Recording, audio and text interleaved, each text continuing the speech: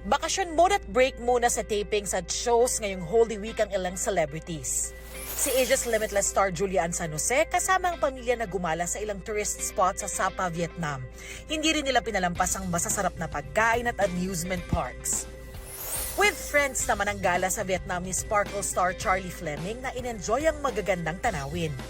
Si PBB Celebrity Collab Edition 2.0 Kapuso Big Winner Caprice Cayetano naman nag-share ng aesthetic photos sa kanyang quick escape sa Bangkok, Thailand.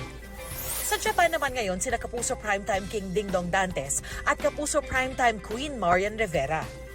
Kung may trip abroad, trip to the beach naman ang ganap ng ilang Sparkle stars ngayong tag-init tulad ni Max Collins na todong-todo ang outfitan sa El Nido, Palawan. Nature trip naman ang paandar ni Clea Pineda na nasa Palawan din.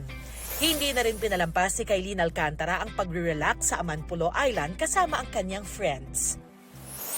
Darlene Kai, Nakatutok, 24 Oras.